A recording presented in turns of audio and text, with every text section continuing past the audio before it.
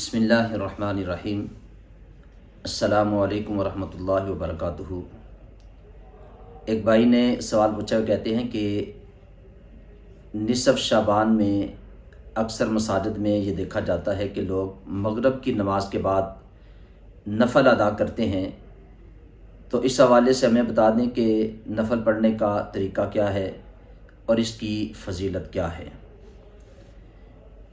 جس بات کو اپنے ذہن کے اندر رکھیں کہ ماہ شعبان المعظم کی جو 15ویں رات ہے، جسے شب برات کہا جاتا ہے، یہ بڑی ہی فضیلت والی، بڑی ہی برکت والی رات ہے، جس میں لوگوں کی زندگیوں کے فیصلے ہوتے ہیں،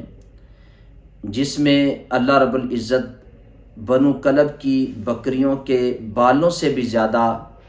اپنے بندوں کی بخشش فرماتا ہے۔ تو یہ رات بڑی ہی فضیلت والی، بڑی ہی برکت والی یہ رات ہے۔ تو اس رات کے حوالے سے جو 6 نوافل پڑھے جاتے ہیں، اس حوالے سے ہمارے جو بزرگان دین ہیں، جو اولیاء اللہ ہیں، صالحین ہیں، یہ ان کا عمل مبارک ہے۔ یہ جو نفل پڑھے جاتے ہیں، یہ کوئی فرض یا واجب نہیں، ایک نفلی عبادت ہے، اور نفلی عبادت آپ جس وقت بھی آپ کا جی چاہے، یعنی ممنوع وقت اور مکروہ وقت اگر نہ ہو تو آپ یہ نفلی عبادت کر سکتے ہیں۔ لیکن چونکہ یہ خاص ان کا طریقہ کار ہے اولیاء اللہ کا، صالحین کا، تو اس حوالے سے میں آپ کو بتا دیتا ہوں کہ یہ مغرب کی نماز آپ نے جب ادا کر لینی ہے، یعنی فرض پڑھنے کے بعد آپ نے 2 سنتیں وہ ادا کر لینی ہے، اس کے بعد آپ نے 6 رکعات نفل جو ہیں وہ 2 کر کے پڑھنے ہیں۔ اور اس کے پڑھنے کا جو طریقہ ہے بزرگان دین نے جو بتایا ہے وہ یہ ہے کہ جب آپ نے پہلی 2 رکعتیں پڑھنی ہیں تو اس میں آپ نے نیت کرنا ہے درازی عمر بالخیر کی، یعنی اللہ رب العزت کی بارگاہ میں آپ نے اس نیت سے وہ نفل پڑھنا ہے کہ اللہ تعالیٰ مجھے لمبی عمر عطا فرمائے اور خیر والی عمر عطا فرمائے، یعنی نیکی والی، اللہ رب العزت کی رضا والی، نبی پاک صلی اللہ علیہ وسلم کی سنت مبارکہ پر چلنے والی وہ عمر اللہ تعالیٰ مجھے عطا فرمائے۔ پھر اس کے بعد جو آپ نے 2 نفل ادا کرنے ہیں، تو وہ آپ نے بلیجات سے، جو آفات و بلیجات ہوتی ہیں ان سے بچنے کے لیے، محفوظ رہنے کے لیے اللہ رب العزت کی بارگاہ میں یہ 2 نفل ادا کرنے ہیں کہ اللہ تعالیٰ مجھے آفات و بلیجات سے محفوظ رکھے، بیماریوں سے محفوظ رکھے،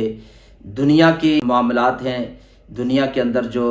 پریشانیاں ہیں ان سے اللہ تعالیٰ مجھے محفوظ رکھے۔ اور جو آخر میں 2 نفل پڑھے جاتے ہیں، یعنی 5واں اور 6واں نفل جو ہوتا ہے،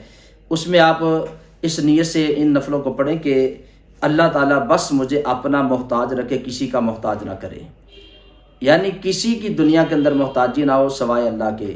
تو اللہ کے سوا کسی کا محتاج اللہ نہ رکھے۔ اس نیت سے آپ نے 2 نفل ادا کرنے ہیں۔ اب اس کا جو طریقہ کار بزرگان دین نے بیان کیا ہے وہ یہ ہے کہ جب بھی آپ نے 2 رکعت کی نیت کرنی ہے، تو نیت جیسے درازی عمر کی نیت کرنی ہے، تو اس کی نیت کر کے آپ نے 2 نفل پڑھنے ہیں۔ تو ہر رکعت میں آپ نے کیا کرنا ہے، ثنا پڑھنے کے بعد آپ نے تعوذ تسمیہ پڑھ لیا، سورہ فاتحہ پڑھنے کے بعد 3 مرتبہ سورہ اخلاص، قل هو اللہ احد، یہ پہلی رکعت میں پڑھنا ہے۔ اسی طرح جب آپ نے دوسری رکعت کے لیے کھڑے ہونا ہے تو آپ نے دوسری رکعت میں بھی اسی طرح پڑھنا ہے کہ آپ نے بسم اللہ پڑھ کے سورہ فاتحہ پڑھنی ہے، اور اس کے بعد 3 مرتبہ پھر سورہ اخلاص پڑھنا ہے۔ اس طرح آپ نے 2 رکعتیں مکمل کرنی ہے۔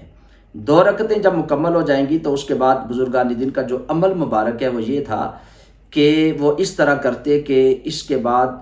2 رکعتیں پڑھنے کے بعد 21 مرتبہ سورہ اخلاص اس جگہ پہ بیٹھ کے پڑھتے ہیں، یا 1 مرتبہ سورہ یاسین شریف کی تلاوت کرتے ہیں۔ تو اس طرح کرنے کے بعد پھر اللہ رب العزت کی بارگاہ میں درازی عمر کے لیے آپ دعا کرتے ہیں، اور پھر اس کے بعد جو اگلے 2 نفل ہیں، یعنی تیسرا 4تھا نفل پڑھتے، اس میں بھی اسی طرح آپ نے کرنا ہے کہ جب آپ نے نیت کرنی ہے تو اس میں آپ نے اللہ رب العزت کی بارگاہ میں ہر آفات و بلیجات سے محفوظ رہنے کے لیے نیت کر کے 2 نفل ادا کرنے ہیں۔ جب 2 نفل آپ نے ادا کرنے ہیں تو اس میں بھی اسی طرح آپ نے تکبیر تحریمہ کہنی ہے، ہاتھ باندھ کے آپ نے ثنا پڑھنی ہے، تعوذ، تسمیہ، اس کے بعد آپ نے سورہ فاتحہ پڑھنے کے بعد 3 مرتبہ سورہ اخلاص پڑھنی ہے، اور 1 رکعت جب مکمل ہوگی رکوع کریں گے، 2 سجدے کریں گے، دوسری رکعت کے لیے جب آپ نے کھڑے ہونا ہے تو پھر اسی طرح آپ نے دوسری رکعت میں بسم اللہ سی پڑھ کے سورہ فاتحہ پڑھنی ہے، اور اس کے بعد آپ نے پھر 3 مرتبہ سورہ اخلاص پڑھنی ہے۔ تو اس کے بعد پھر آپ نے وہی روٹین 21 مرتبہ سورہ اخلاص پڑھنی ہے، یا 1 مرتبہ سورہ یاسین شریف پڑھ کے آپ نے پھر اپنے لیے دعا کرنی کہ اللہ تعالیٰ مجھے ہر مصیبت سے، ہر پریشانی سے، ہر آفات و بلیجات سے اللہ تعالیٰ مجھے زمینی آسمانی جو بلائیں ہیں، مصیبتیں، ان سے محفوظ رکھے۔ پھر اس کے بعد آپ نے جو آخر میں 2 نفل پڑھنے ہیں اس کا بھی یہی سیم طریقہ ہے، بس اس کے اندر آپ نے نیت یہ کرنی ہے کہ اللہ تعالیٰ کسی کا بھی دنیا میں محتاج اللہ تعالیٰ نہ رکھے، اللہ ہر ایک محتاجی سے مجھے محفوظ رکھے۔ اور پھر طریقہ اس کا وہی ہے 2 نفل پڑھنے کا، تکبیر تحریمہ کہنے کے بعد ثنا پڑھ کے، تعوذ، تسمیہ پڑھنے کے بعد سورہ فاتحہ اور 3 مرتبہ سورہ اخلاص، اور دوسری رکعت میں آپ نے سورہ فاتحہ کے بعد 3 دفعہ سورہ اخلاص پڑھنی ہے، اور پھر وہی طریقہ جب نماز آپ پڑھ لیں، فارغ ہو جائیں، تو پھر آپ نے اس میں 21 مرتبہ سورہ اخلاص یا 1 مرتبہ سورہ یاسین شریف